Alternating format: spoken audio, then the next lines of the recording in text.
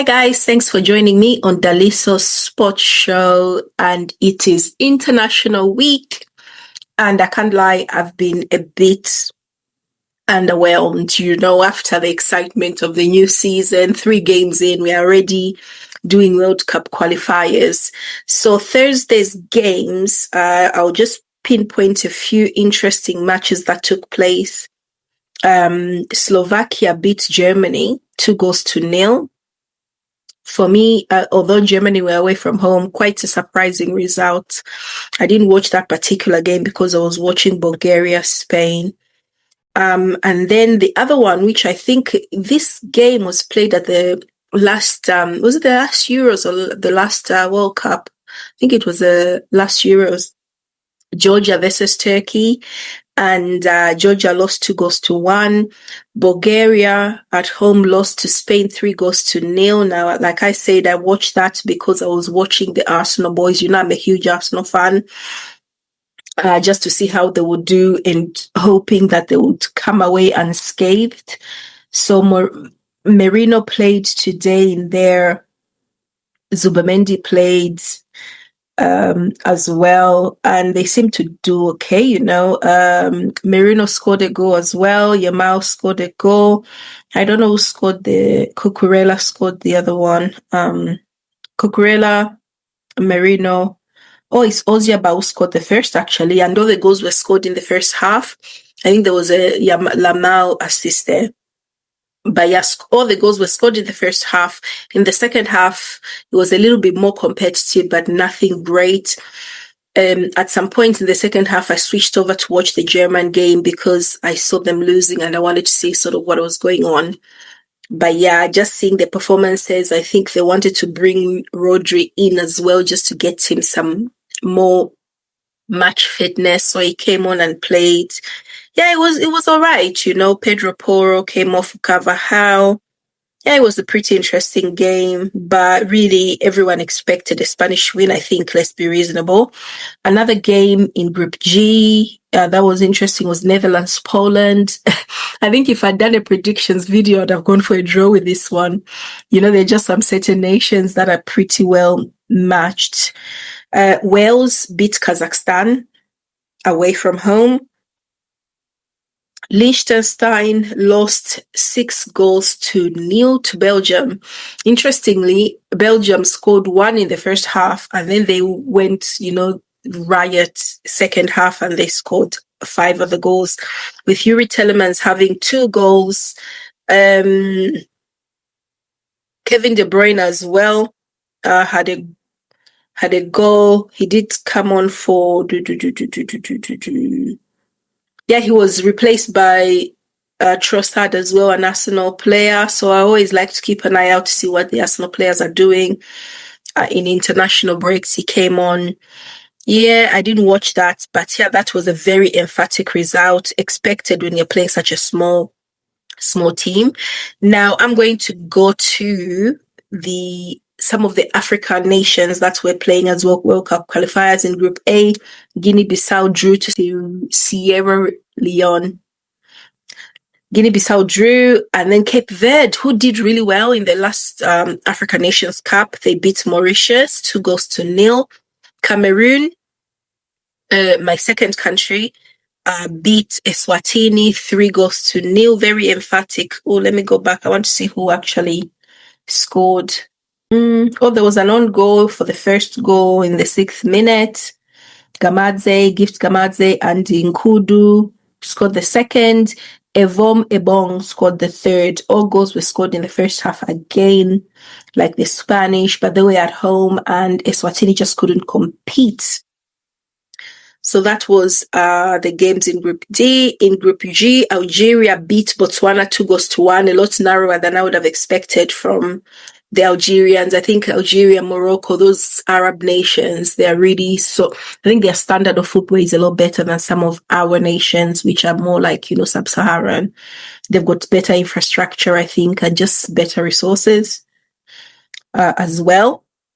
Group H, we had Tome and Principe 2, Equatorial Guinea 3, Tunisia beat Liberia 3-0.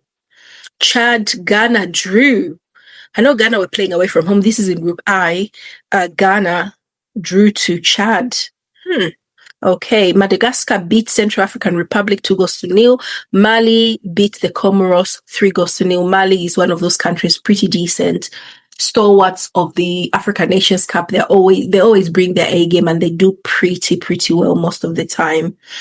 I'm trying to see if there were other interesting matches. Nothing that's interesting in Africa and Europe. And then I don't know if I should go and see some of the tables before. Actually, no, I won't do the tables tonight. I'll do the tables after Friday's games. I think that's a better idea. Let's see the upcoming games for Friday. In Europe, you've got Croatia taking on Faroe Islands. I think Croatia definitely going to do well here. They should get a result. Croatia is one of those teams that are a big European team, and they do have some decent players. Czech Republic or Czechia are playing Montenegro. Czech Republic should win this even narrowly, maybe 2-1 or something like that. I don't know how good they really are on the grand scheme of things. This is Group L. And then, I thought I missed something. Sweden taking on Slovenia. Ooh. I don't know who's going to win this, but let me go for Slovenia because they're playing from home. Sweden is not such a bad side as well. Switzerland, Kosovo. Switzerland to take the win, in my opinion. That will be in Group B. And then Group C, Denmark, Scotland. Ooh, I don't want to betray my Scottish brethren, but Denmark, I think they've got a good chance here to get a win at home. Greece, Belarus. Ooh, I don't remember the last time I even saw Greece playing. I remember them playing England some ages ago, and I think they beat England, if I don't... Did we beat... Yeah, they beat England. That was years ago. Playing Belarus. I'm not sure I really care who wins here because they're not going to be... Probably won't qualify for the World Cup. But if they do, I think Greece might just win it. In terms of Group D, Iceland versus Azerbaijan. Iceland to win, in my opinion, pretty decent side, but I think the game of the night would definitely be Ukraine versus France. Now, I don't know where they're going to play the match because Ukraine are at war with Russia at the moment. I don't think it's a very stable place to be playing live matches. I'm trying to see if there's anything on Live Score about where this match is going to be played.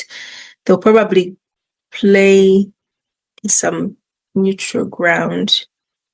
No, he doesn't say where the match is going to be played, but I doubt it's going to be Ukraine. I wouldn't want to go play football there at the moment with everything they're going through. Let's see what the lineup is being predicted as. Mbappe up front, of course, for France. Thuram, Olise, Dembele. Ooh, that front is crazy. Adrian Rabois, sorry. Chomeni, Hernandez, Upamechenko, Konate, Jules Koundé. Oh my goodness. And their keeper, Manyan. Awesome player. That is a very strong team. Then you go, of course, to the Ukrainians. The Ukrainians do well. They're not obviously like A, but they're a pretty good B team in Europe. They do all right. Definitely. It's away from home. For France, I don't know where technically away from home, but they're probably not playing in France, but I'm still going to, I think France are going to be strong enough to sort of take the win here. So going for a France win myself. This is in Group D. In Group I, you've got Italy taking on Estonia at home. Italy should win this. Let's see who's playing for Italy in the game. Let's see potential lineup for the Italians. Donnarumma, who has, I think, signed for Man City. Yeah, he signed for Man City. Not good for Arsenal because this is one of the best keepers I think I've seen recently. Having played PSG last season, he's impressive. He's aggressive, but PSG let him go. Don't know why. One of the best keepers in the world. Lorenzo, Di Lorenzo, back three, they're thinking with Bastoni and Ranieri. Luca Ranieri, and then the midfield, they're expecting Cambiaso to start, Fratesi, Barella, Tonali, DeMarco. Ooh, I remember DeMarco Inter Milan. Yeah, this guy is crazy. This is a crazy team. Raspadori and Rategui possibly up front. Estonia as well. Don't know anyone who plays for this team, but you know what? I might keep an eye out on that one as well to watch it. I'm always looking out to see, new people, new players. So it will be interesting to see how that goes in Group I. Now, African nations, the qualifiers for the World Cup from CAF are going to, that is on Friday, for Friday's matches. It'll be Djibouti facing Burkina Faso. I'm going for Burkina Faso win. I'm just going for the favorites here, by the way, you guys. Ethiopia versus Egypt. Egypt is at home, so Egypt to win, in my opinion. South Sudan versus DRC. DRC are pretty decent. They've got some good players. Let me see what the possible lineups are going to be. They haven't put the possible lineups out yet. But yeah, DRC, I feel like they should be able to take the day even away from home. With South Sudan, we'll see, might be a draw. That is Group B with Mauritania versus Togo. Togo, another team I've seen in the African Nations Cup plenty of times. Then Senegal versus Sudan. Benin taking on Zimbabwe in Group C. Lesotho, taking on South Africa as well. Right, that is a local derby. Practically, these guys occupy the same land, don't they? Lesotho, South Africa. Lesotho is landlocked by South Africa. So it's going to be like a local derby. That should be interesting.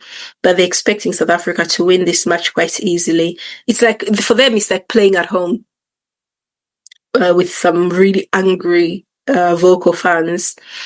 In Group E, Congo is taking on Tanzania and Morocco is taking on Niger.